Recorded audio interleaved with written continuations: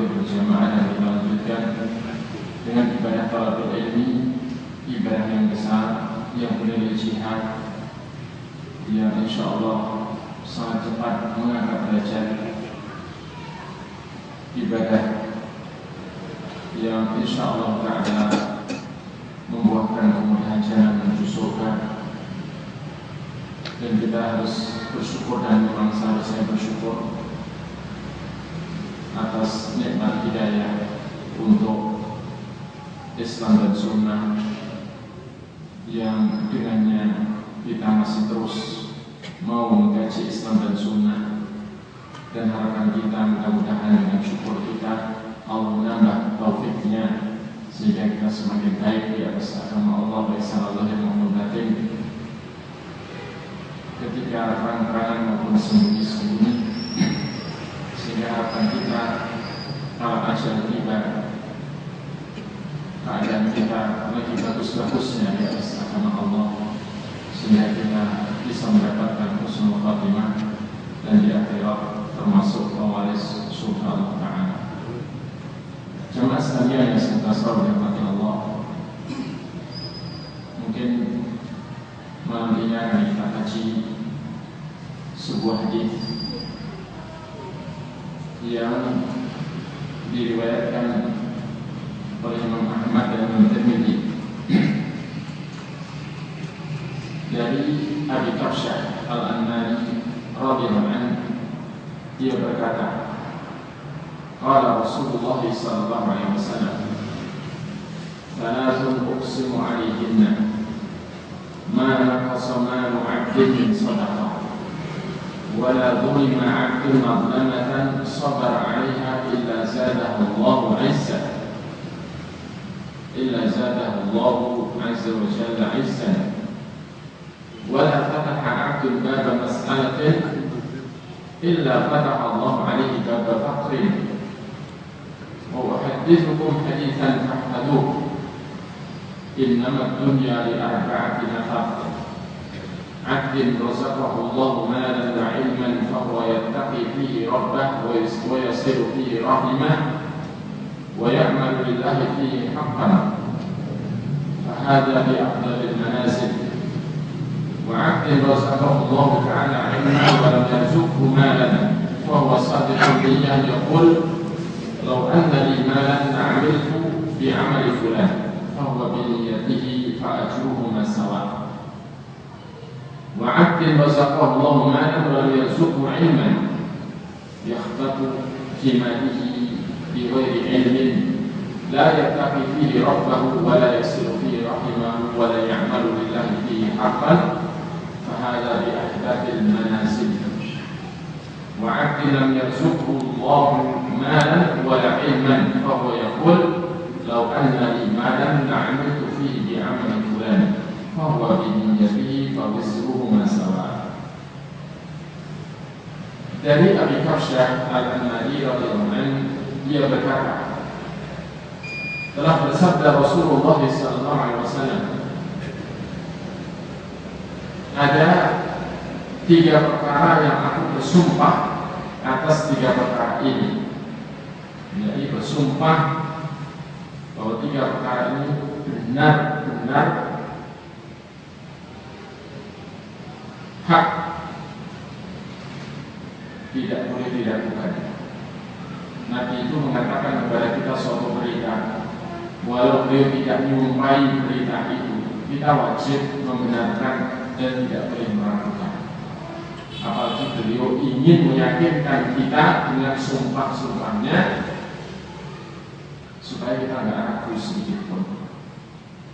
Maka kita harus lebih yakin. 3 perkara yang aku menyumpainya, yaitu mana qasamalun 'abdin min shadaqah. Ini 1. Tidak berkurang atau tidaklah berkurang harta seorang hamba itu sebab sedekah. Akan dalam riwayat yang lain bahkan sedekah itu akan menambah harganya, karena pasti diganti. Akan setiap hari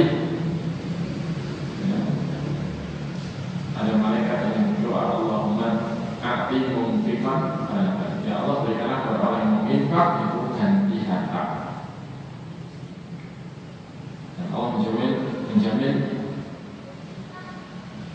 dengan jaminannya wa ma anfaqtum min khairin min syai'in fa huwa yukhlifu. Sesuatu apapun yang kalian infakkan maka Allah menggantinya.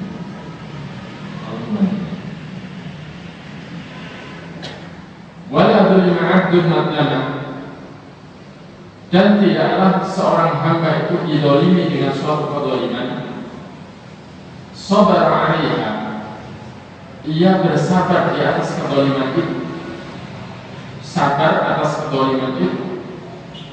Tidak ada hamba yang didolimi dengan suatu kedoliman yang ia bisa sabar atas kedoliman itu, illa zadallahu azza wa jalla izzan, kecuali atau melainkan Allah menambah padanya, Allah Maha Perkasa lagi Maha Mulia, menambah padanya keperkasaan, kewibawaan dan kemuliaan. Allah justru akan menambah kehormatan orang itu dan kemuliaan orang itu, karena dia didolimi itu tidak membalas, tidak marah, tidak apa, dia sabar. Ini rumus pasti yang disumpah oleh Nabi, pasti benar.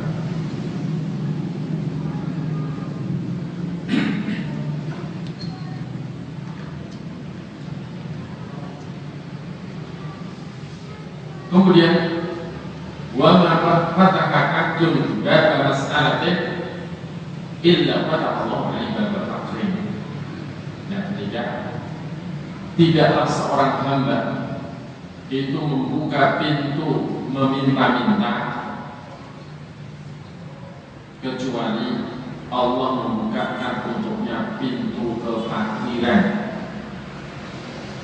Jadi kalau orang sudah mulai mengikuti keinginannya meminta-minta ke orang, ini pintu kefakiran terbuka untuknya. Selamanya jadi orang fakir, lalu tidak bukan dari pekerjaan. Bahkan semakin fakir, walau hasil meminta ngamen dan sebagainya bisa untuk bangun rumah megah, tetap aja fakir. Nanti istrinya pun kalau perlu sudah agak kuat diajak mengemis, anak-anaknya masih kecil sudah disuruh meminta-minta.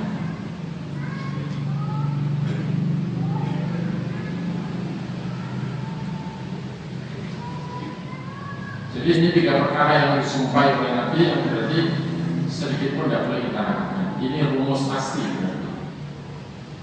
Yang pertama, harta tidak akan berkurang sebab sedekah.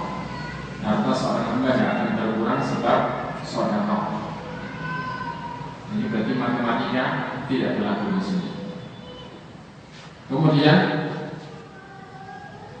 siapapun atau tidaklah ada seorang hamba pun yang didolimi dengan suatu kedoliman kok dia bisa sabar atas kedoliman itu, kecuali di tambah kemuliaan dan kehormatannya dan kedudukannya oleh Allah Ta'ala. Kemudian tidaklah seorang membuka pintu minta-minta kecuali Allah membuka pintu untuknya, pintu kefakiran. Kemudian Nabi mengatakan dengan memberitahukan kepada kalian suatu hadis atau suatu perkataan, fahfadhu, maka hafalkanlah. Hafalkan. Innamat dunya lil-arba'in. Sesungguhnya dunia ini untuk 4 jenis orang. Dunia ini untuk 4 jenis orang.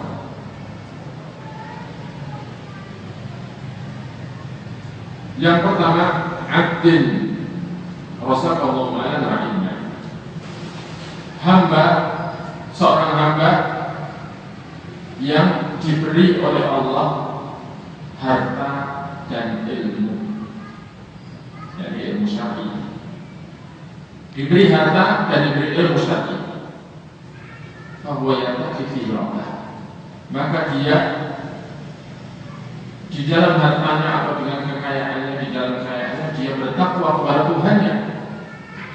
Wa yasiru fi rahimah, dan di dalam kekayaannya dia menyambung hubungan kekerabatan, dan juga wayakmalu lillahi fi haqqah, dia melaksanakan di dalam kekayaannya itu haknya Allah Ta'ala, haknya untuk disisihkan hartanya buat di jalan Allah, selain zakatnya, juga haknya fakir miskin dan sebagainya. Intinya dia menggunakan harta untuk kebaikan yang diridai Allah Ta'ala. Maka fahadha bi afdalil manazil, maka orang jenis ini ada di kedudukan yang paling tinggi atau kedudukan yang paling afdal, yang paling utama. Wa abdin, yang kedua adalah hamba razaqallahu ilman wa lam yarzuqhu malan, hamba yang oleh Allah dikaruniai ilmu syar'i, ilmu yang benar, namun tidak dikaruniai harta.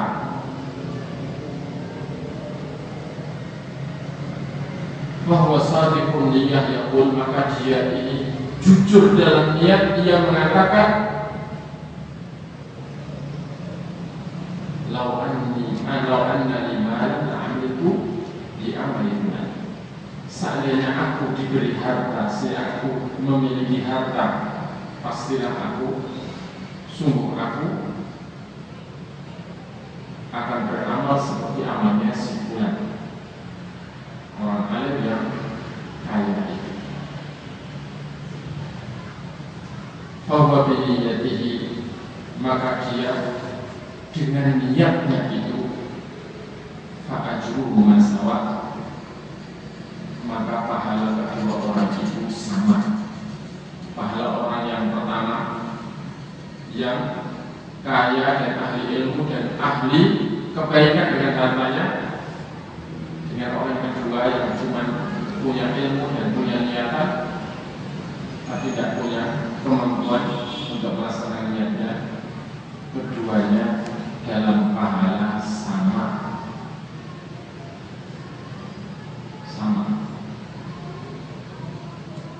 Kemudian yang ketiga, wa'abdin razaqallahu malan wa lam yarzuqhu ilman, hamba yang oleh Allah dia beri harta namun tidak diberi ilmu,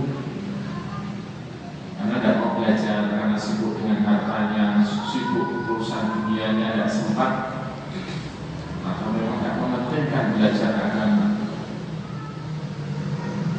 sehingga banyak ilmu untuk menyempurnakan imannya, meningkatkan takwanya, tidak punya ilmu untuk itu.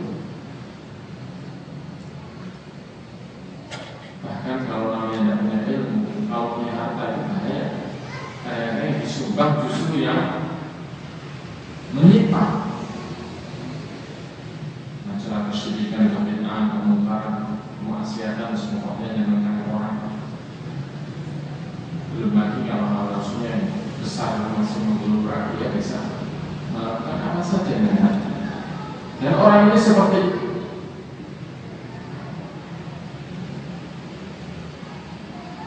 Maka yakhbatu fi malihi bi ghairi ilm, dia berbuat sembarangan, semaunya dengan hartanya tanpa ilmu atau sebab tidak punya ilmu.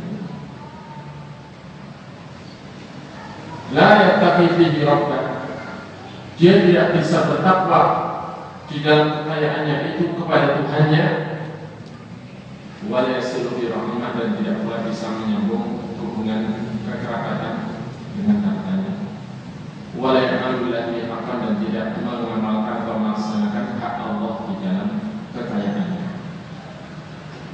Fa hadza bi akhdafil manazil, maka orang ini berada di tingkatan paling buruk, paling keji. Dia di sisi Allah, di hadapan Allah adalah di kedudukan yang paling buruk, yang paling keji. Karena dia punya kerusakan. Kemudian yang keempat, wa'abdin lam yarzuqhu Allahu malan wala ilman. Ini yang paling fatal. Hamba yang tidak Allah karuniai harta, tidak pula dia karuniai ilmu, sudah malas bekerja, malas meminta kepada Allah, juga malas mencari ilmu, dan tahu dengan agama, bahkan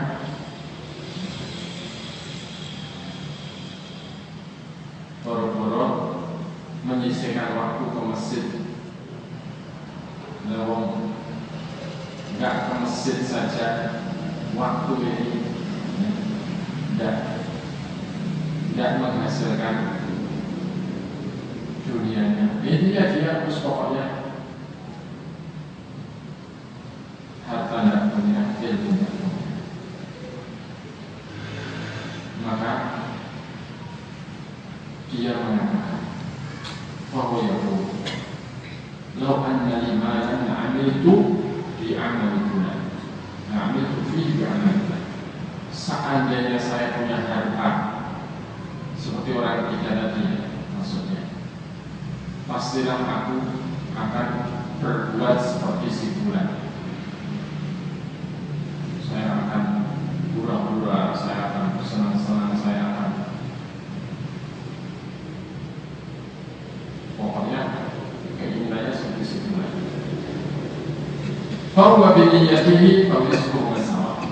Maka dia dengan niatnya, dengan sebab niatnya itu, dosa kedua orang itu sama.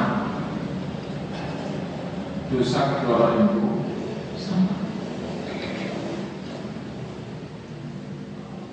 Ini adalah 4 jenis manusia di dunia yang dikatakan Nabi SAW manusia itu 4 jenis. Nah, kita tinggal yang mana? Satu yang pertama atau kedua. Dan memang tidak boleh hasad atau iri kecuali pada 2 jenis manusia. Kata Nabi hasad adalah fitnah. Tidak boleh hasad iri kecuali pada 2 jenis manusia, yaitu orang yang diberi ilmu dan hikmah dan dia mengamalkan ilmu dan hikmah. Dan yang kedua, orang yang diberi harta dan menghabiskannya untuk di jalan Allah atau untuk keridhaan Allah Ta'ala. Maka 2 orang inilah yang layak untuk kita iri dengan mereka. Dan pada saat bisa iri dengan kedua jenis orang itu, maka pahalanya sama dengan 2 jenis manusia.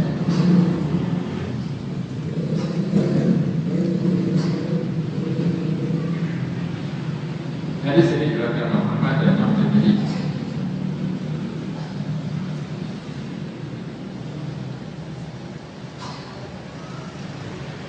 Di dalam hadis yang kita baca, jadi mengandung beberapa kesimpulan pelajaran yang sangat berharga. Yang pertama, adanya takkidul kalam bil qasam, taratan wa biwalihi taratan ukhra.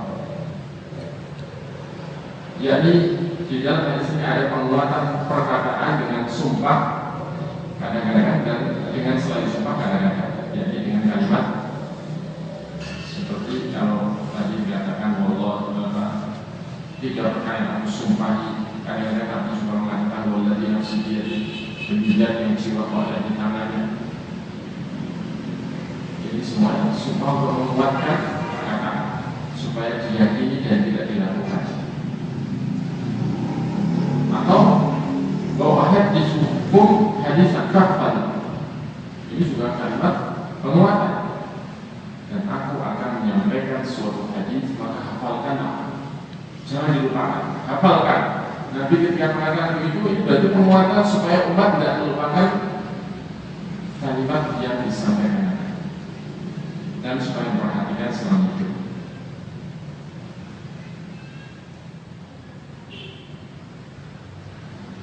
Kemudian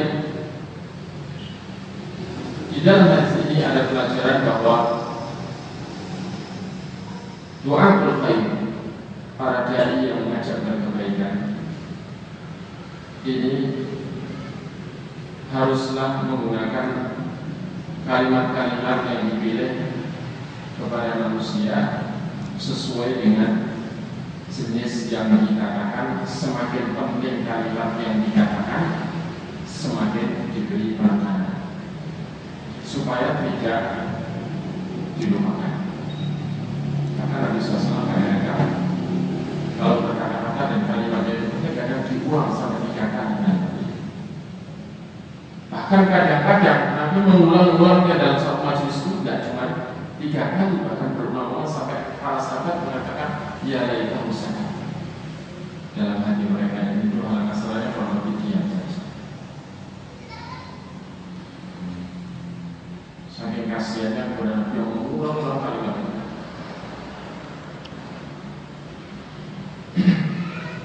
Dan ini supaya mengenal. Kemudian tentunya bagi yang mendengar ada dosa. Dosa ini awal kecelakaan. Dosa kepada kalimat ilmu, apalagi ayat atau hadis, ini awal kerusakan pada diri, awal kehancuran pada diri. Karena boleh jadi kalau sudah bosan dengan ilmu, bosan dengan majelis ilmu, ini akhirnya bisa pelan-pelan merosot, luntur, futur, lama-lama jadi salah satu dari 2 jenis manusia yang terakhir. Manusia yang terakhir. Dan kuncinya ternyata ilmu, ya kan? Punya harta kalau nggak punya ilmu, masalah besar. Karena itu kita harus mencintai ilmu dan memuliakan ilmu dan mencintai majelis ilmu. Kemudian di dalam hadis ini ditunjukkan barakatus zakat dan sedekah. Adanya barakah pada zakat dan sedekah. Zakat ini hak Allah yang wajib pada harta, sedekah adalah hak yang sunnah, hanya Allah yang sunnah pada harta.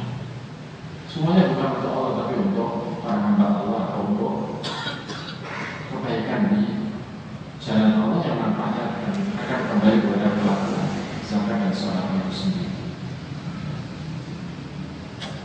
Dan orang yang ahli sedekah ini insya Allah hatinya lembut, dan hati yang lembut ini akan membuahkan banyak sekali kebaikan. Jadi tidak hanya barakahnya itu berupa pengembalian harta, tapi juga rezeki-rezeki yang lain, termasuk kesehatan. Kesehatan jantung. Ya, jantung itu materinya hati. Disebut hati atau kalbu. Itu materi dohirnya jantung. Materi batinnya adalah ya jiwa atau akal. Karena itu penemuan terakhir itu menemukan bahwa mengelus-ngelus binatang, kucing atau yang lain, atau bahkan mengelus anak kecil kepalanya dengan penuh kasih sayang, ini bahkan menurunkan tekanan darah dan meningkatkan jantung. Ternyata dalam hadis sudah bahwa supaya hati tidak keras, supaya hati lembut, maka supaya bersedekah kepada orang miskin atau mengelus-elus kepala anak yatim. Kemudian ada barokah pada zakat dan sedekah, sehingga barokah itu membuahkan keuntungan dalam amalan itu. Tidak mengurangi harta, apalagi sudah menjadi janji dari Allah bahwa Allah akan mengganti orang yang berinfak atau bersedekah. Bahkan Rasulullah menjamin akan menambah. Bahkan Allah mengatakan yang aku Allahu riba wa yurbis shadaqah. Allah menghapuskan harta riba, padahal tujuannya orang merekakan uang itu supaya berkembang, ya kan? Hartanya berkembang, tapi justru oleh Allah dihapus barokahnya. Namun wa yurbis shadaqah, Allah menumbuhkan harta sedekah. Di dunianya diganti, bahkan diganti yang lebih baik. Di akhiratnya kalau itu ikhlas dilakukan, ini dilipat gandakan kalau diterima minimal 10 kali, bahkan bisa sampai 700 kali. Luar biasa. 700 kali itu berarti berapa persen?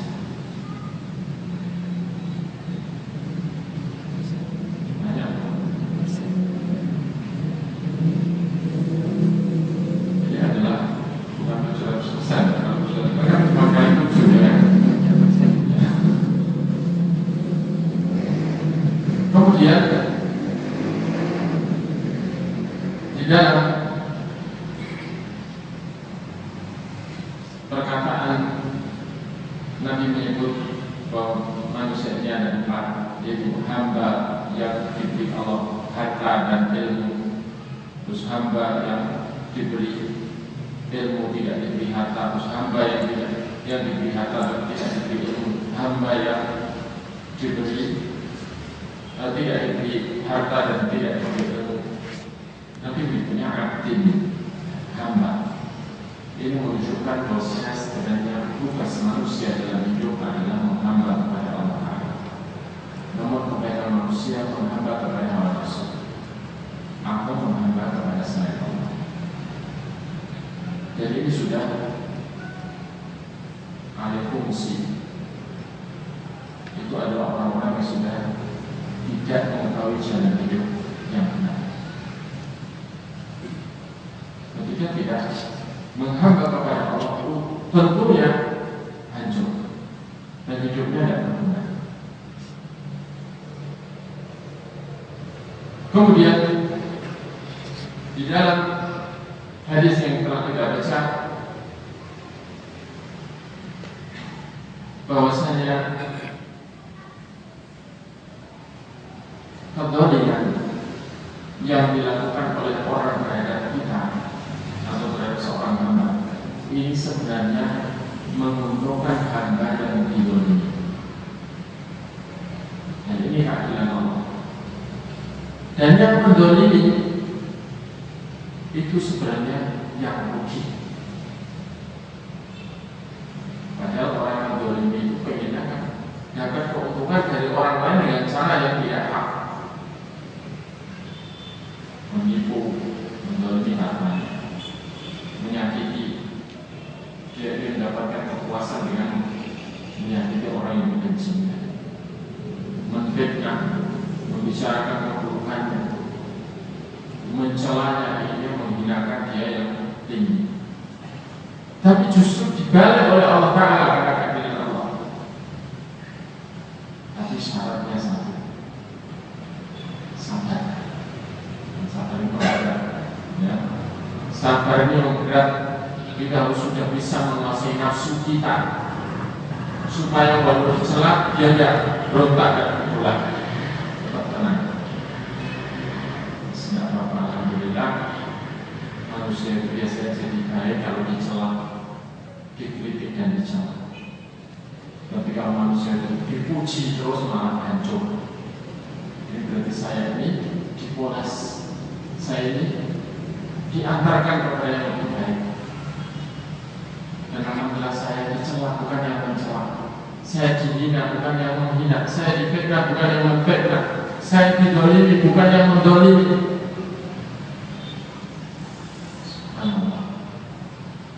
Dan kemuliaan ini ternyata tidak hanya diberikan di akhirat nanti untuk orang yang bersabar itu, tapi bahkan juga sudah diberikan di dunia.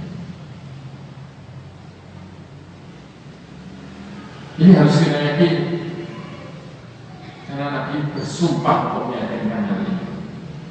Ini rumus pasti. Yang nggak boleh sedikit pun kita ragukan. Sehingga kalau kita dicela orang disikapi,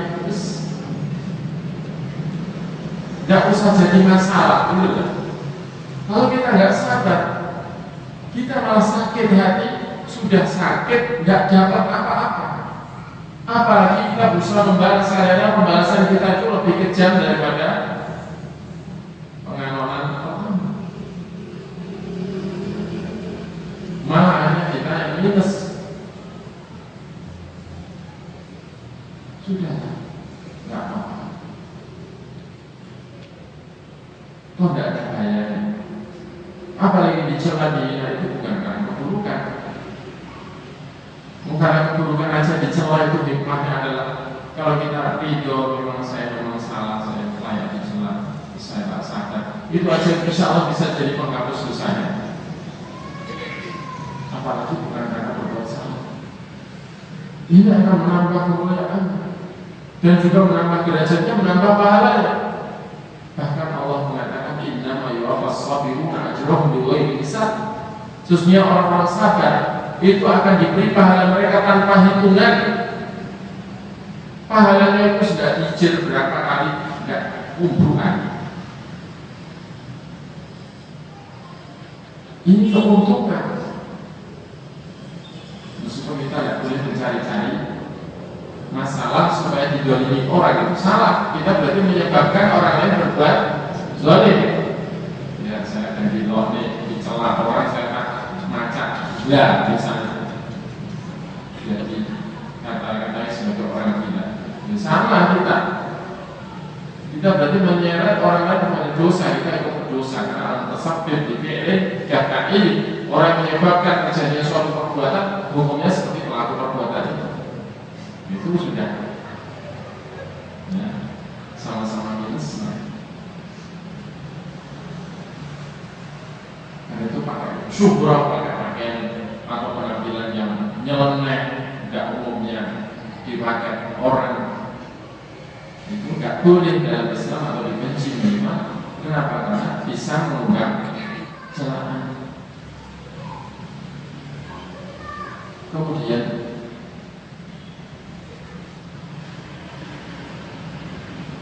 termasuk pelajaran yang berharga dari hadis yang kita baca, bahwa ihtisab as-sabr 'ala al-madlam min asbab izzati as-sabir wa hikmatihi. Berharapnya pahala kesabaran atas kezaliman ini termasuk sebab kehormatan dan kemuliaan orang sabar itu dan tingginya derajatnya. Nabi dengan kesabaran atas kezaliman, bukan dengan kesabaran beramal dalam artian sodakohnya atau ibadahnya yang lain. Memang ibadahnya banyak, namun masa ibadahnya kan cuma 23 tahun. Itu pun sholat itu 13 tahun, 10 tahun itu bukan sholat 5 waktu. Kalau ada sholat bukan 5 waktu.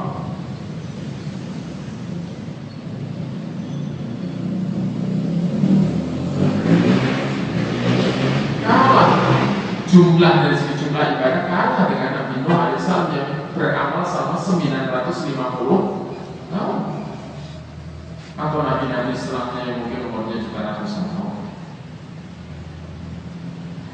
Tapi Nabi kita mengungguli dengan kesabaran beliau. Kalau nabi-nabi sebelumnya ketika sudah didolimi oleh kaumnya sudah tidak tahan, doa pamungkasnya yang dijamin digunakan, hanya kaumnya hancur, dibinasakan oleh Allah. Itu sudah memang sewajarnya.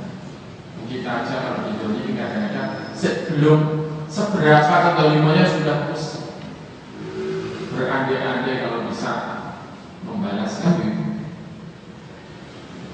ketika nafsu bermula. Nabi kita tidak pilih menyimpan doa mustajabnya itu untuk kepentingan yang lebih dibutuhkan, yaitu di akhirat buat mendoakan umatnya, untuk syafaat buat umatnya. Di dunia bila sadar apapun yang diperlakukan, apapun perlakuan kaumnya dan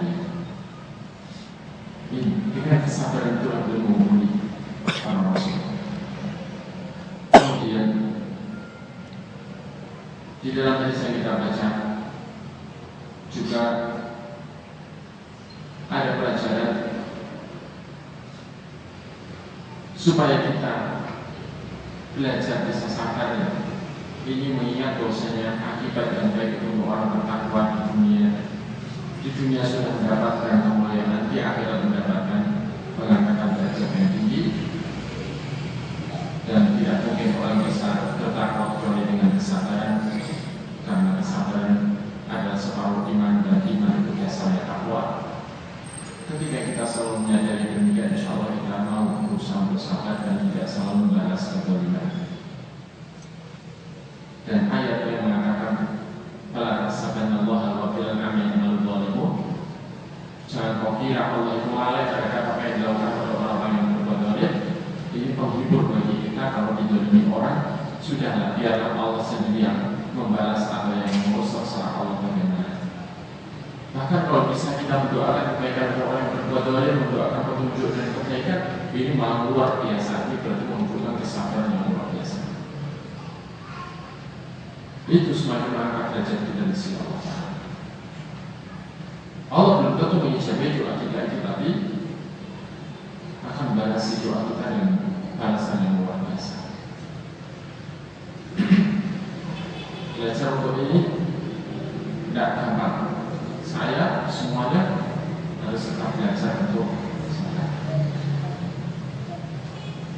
Karena kalau kita mengandalkan amal-amal ini kayaknya ya nggak bisa diandalkan.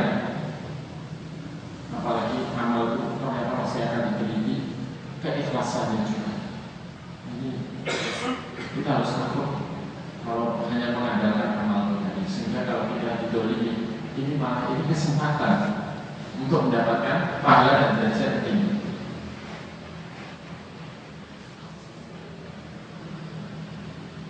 Meskipun tidak boleh berharap didolimi. Kemudian di dalam perkataan tentang pembagian manusia dari empat, ini menunjukkan bahwa ilmu itu kunci segala kebaikan. Ilmu tentang agama Allah, tentang syariat Allah, mengenal Allah dengan baik dan benar, mengenal agama Allah dengan baik dan benar, mengenal Nabi sebagai saudara sebagai contoh yang terbaik di dalam agama Allah. Ini adalah kunci segala kebaikan, keberuntungan dunia maupun akhirat. Perkara punya harta atau tidak punya harta itu perkara nomor dua. Yang penting ilmu yang benar. Karena itu tanda seorang dikehendaki baik oleh Allah di dunia maupun di akhirat adalah difahamkan dalam agama Allah. Man yuridillahu bil khairi yufaqihuhu fid din. Dan siapa Allah kehendaki baik, maka Allah memahamkan seseorang itu di dalam agama. Dan tidak mungkin paham kecuali sudah mengilmui juga. Karena kepahaman adalah fikih dalam agama adalah tambahan kepada ilmu atau nilai lebih dari sekedar mengetahui. Dan tidak mungkin bisa berilmu kecuali dengan belajar. Kalau maksud jangan orang dulu kalau ingin pandai Al-Quran, Quran itu suruh membakar nanti akunnya untuk kopi. Itu maksudnya supaya Al-Quran itu kita kopi di hafalan kita, kemudian kita ilmui dan ilmunya kita kopi. Itu maksudnya yang itu tidak akan.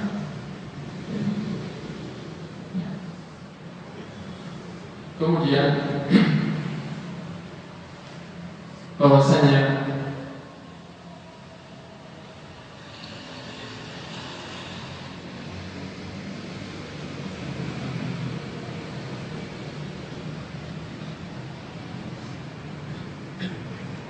dikatakan anna awlan nasi bil ru'bi an su'al salafain bahwa ilmu ahlul ilm, bahwa termasuk manusia yang harus menjauhi sikap meminta kepada orang, terutama kepada penguasa dan selain penguasa adalah ahli ilmu. Karena ahli ilmu ini tahu ya, maka dia harus menjauhi semua yang mengarahkan kehinaan diri. Kemudian dunia ini ternyata hanya untuk empat jenis manusia, dan manusia memang dibagi dari empat jenis ini. Meskipun kadang-kadang orang itu hartanya nggak banyak, tapi diberi harta, ilmunya juga nggak banyak. Ini adalah mempengaruhi kedudukan di sisi Allah Ta'ala. Ada juga yang hartanya sedikit, ilmunya yang banyak. Ada yang sebaliknya, harta yang banyak, ilmunya sedikit. Kalau ingin sempurna dalam kedudukan si Allah, maka harus menyempurnakan mana yang kurang dari sisi ilmu terutama. Karena kalau harta ini sebenarnya tidak berpengaruh pada kedudukan kecuali dibarengi ilmu yang sempurna saja. Kemudian di dalam hadis ini ada anna barakatal mal walau kana yasiran la takunu illa idza intaqa bi syartain al-ilm wal taqwa. Bahwa barakahnya harta membuahkan kedudukan yang mulia di sisi Allah, meskipun harta itu sedikit, itu tidaklah akan terwujud kecuali apabila seorang menginfakkannya dengan syarat ilmu dan takwa. Jadi dengan ilmu dia infak ke jalan yang benar, tidak malah menyumbang acara yang menyimpang.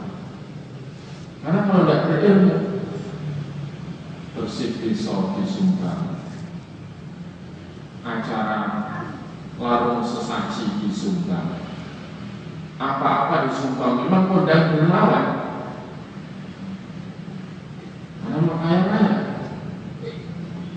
jadi tempat untuk minta sumbangan. Semua orang minta dikasih. Padahal seharusnya orang ibu a'ta lillah wa mana'a lillah. Orang yang sempurna imannya itu kalau dia memberi karena Allah, karena Allah ridha kalau dia memberi di situ. Dan dia pun tidak memberi karena Allah. Kalau ini untuk acara tidak diridai Allah, maaf saya nggak bisa. Dan tolong selamanya kalau untuk acara seperti ini saya nggak dimintai sumbangan. Terang-terangan begitu. Insya Allah sekali ngomong begitu selamanya selamat dari orang yang meminta sumbangan untuk acara yang menyimpang. Maaf kalau untuk bersih pisau, untuk acara membelah kerbau, untuk ganyangan, maaf saya. Untuk sedekah bumi, maaf saya nggak usah diminta sumbangan. Saya nggak berani. Saya takut apa alasan saya nanti di hadapan Allah kalau ditanya. Terus terang begitu, mohon maaf saya tolong ditoleransi dalam hal ini, saya nggak ingin. Dan selamanya kalau buat acara ini, maaf saya nggak usah diminta sumbangan. Ngomong terus terang begitu sekali, insya Allah selamanya mudah. Tapi kalau alasannya tidak jelas, ini saya lagi sahabat latihan, nanti tahun depan dia datangi lagi, bingung alasan lagi masuk ya Allah dan sahabat, kan begitu. Orang kalau di atas kebenaran jangan malu dengan kebenaran. Orang di atas kesyirikan yang primitif yang memalukan itu loh, tidak malu. Masa orang yang dalam kemuliaan malah malu? Ini terbalik bisikan setan yang menakut-nakuti kita dan tidak ada bahayanya. Walau aparat desa akhirnya kejut, tidak ada bahayanya. Kita ngurus KTP insya Allah tetap lancar, ngurus surat-surat tetap lancar. Kalau nggak lancar laporkan ke Pak Jokowi. Insya Allah didatangi kalau bisa, minimal di telepon, asal dikasih nomor telepon kantor desa. Tidak ada bahayanya. Dan man Allah bisa'atin nas radiyallahu anhu atau annas. Dan siapa yang mengutamakan ridha Allah walau harus akibatnya dimarahi manusia, Allah ridho padanya dan Allah akan membuat orang-orang ridho padanya. Minimal seluruh penduduk langit ridho padanya dan tidak akan kebaikan. Tapi man ardhan nas bi sahatillah sahidallahu alaihi wasallam. Dan siapa mengutamakan ridhonya manusia tidak peduli dimurkai Allah, Allah akan murka padanya dan akan membuat orang lain murka padanya. Jadi kita harus bisa memilih, pilih mana. Jemaah sekalian yang semoga Allah,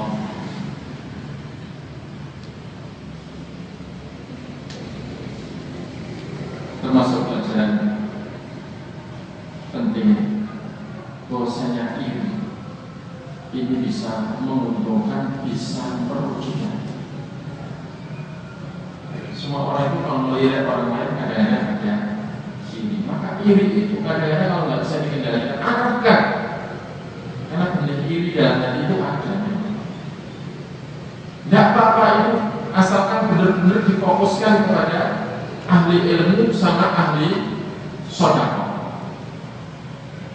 Bahkan jangan pakai ukuran orang materialis bahwa orang terkaya di dunia adalah ketika diaudit hartanya terbanyak. Jangan. Orang terkaya di dunia adalah yang paling banyak sedekahnya.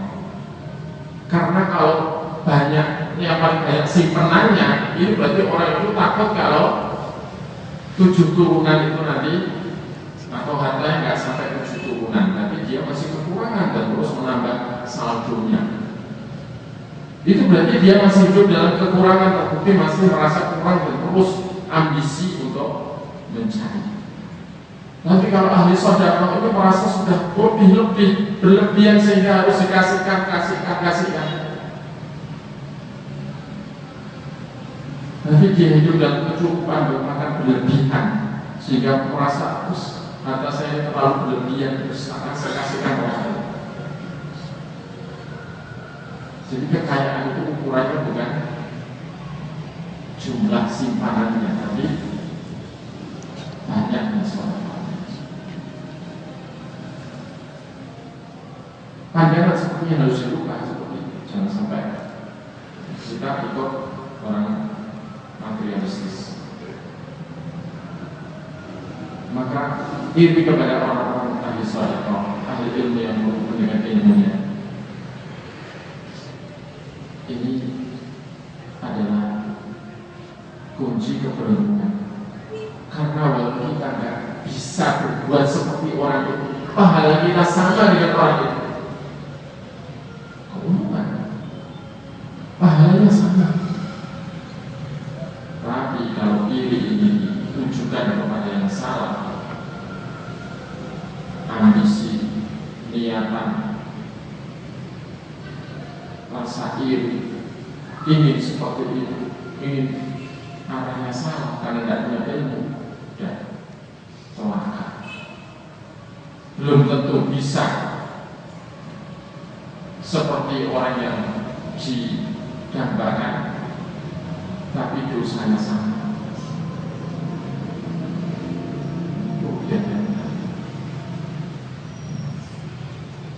Tidak merasakan enaknya, tapi kena dosanya juga.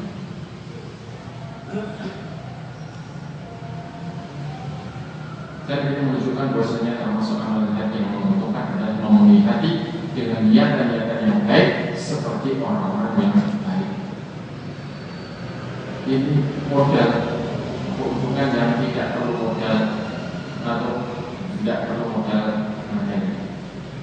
Orang miskin pun bisa mendapatkan pahala seperti ahli sedekah kalau bisa mewujudkan amalan hati seperti ini. Dan tidak ada anjuran yang salah kepada para pencari ilmu agar berambisi betul mengambil faedah dari ahli ilmu agar bisa menyebutkan mereka dalam pahala dan tanpa mengurangi pahala mereka nantinya, dan bisa memiliki manfaat jelas para ahli ilmu, karena ahli ilmu itulah ahli orang-orang yang dimuliakan Allah Ta'ala. Bahkan walau mereka sudah mati, meninggal, namun kebaikannya masih terus berjalan dan seakan-akan mereka masih hidup, dan itu menunjukkan berkahnya umur mereka. Dan tidak ada satu contoh, tidak